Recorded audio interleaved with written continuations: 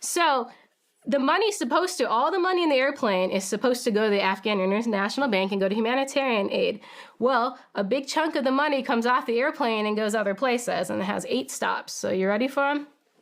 I'll just do the 8 stops and then we'll talk through each of them because it'll be easier and maybe I'll remember it better. First stop, so this is the delivery weekly of US dollars. It goes to the Prime Minister of the Taliban. So his name is Mullah Mohammed Hassan Akhund, okay? The second delivery goes to my favorite person, the Deputy Prime Minister, Mullah Baradar. The third delivery goes to the GDI, who I told you is Taliban CIA. It's run by Abdul Haq Wasik, if you remember. He was one of the ones released for Bergdahl. So far, by the way, Mohammed, number 1, Baradar, and Wasik, these are all sanctioned designated terrorists. So all 3 of these deliveries are against U.S. and international law, by the way, okay? The next delivery goes to the Ministry of Interior, which I told you already is led by Sirajuddin Haqqani, and that's where all the passports are being made for terrorists. The 5th one, Siraj is double dipping. Then they do a delivery to his house. So delivery number 5 goes to the home of Sirajuddin Haqqani, which should blow people's mind. This man sent 1,050 suicide bombers at U.S. and NATO troops. Over 1,000 suicide bombers were sent by him alone. And the U.S. is dropping cash off at his house weekly. Like, it's mind-blowing. Then, I'm almost like losing track where we are. The next delivery goes to Hibatullah Akhundzada, who's the head of the Taliban. The next delivery goes to Saif al-Adil, who is basically the head of Al-Qaeda's military commission. And then the last delivery goes to 3 people, but I think we wait, because if I do that one, we're going to have to talk about the first 7 deliveries, if that's okay.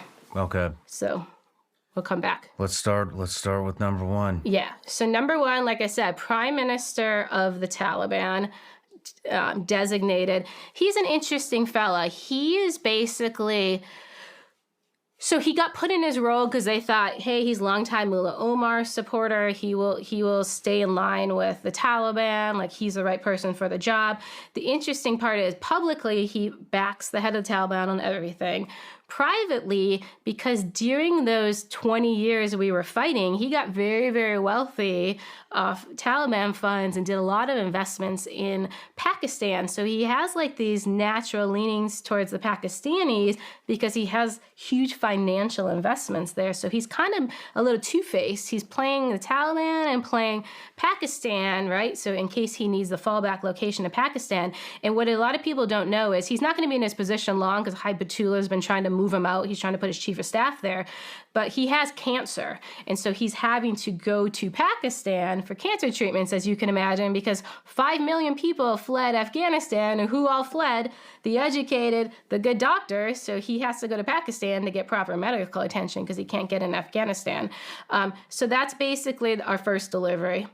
The second delivery, like I told you, goes to Mullah Baradar, who we already talked about, right? Went to Iran, made this deal with the Iranians and Al-Qaeda to send Al-Qaeda guys to attack U.S. and Israeli troops. Huge violation of the Doha deal. Just the Iran, just this Iran deal. Huge violation, right? There are so many violations of this Doha deal we have with the Taliban, and no one's negating it and keeps letting this money come.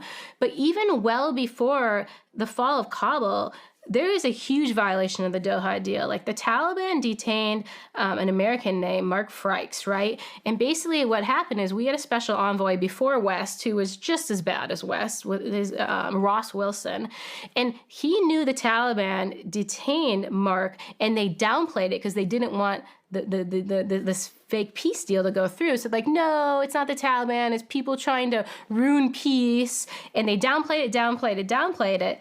And then, of course, around the fall of Kabul is when we got Mark, after the fall, and we released him for the #1 narco trafficker in Afghanistan that the Taliban run, right? So the Taliban had him the whole time.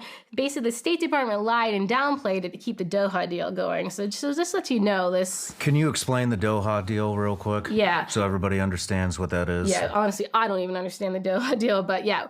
Doha deal was essentially the U.S. brokered what they call a peace deal, but it's not. They brokered a deal only with the Taliban for the future of Afghanistan.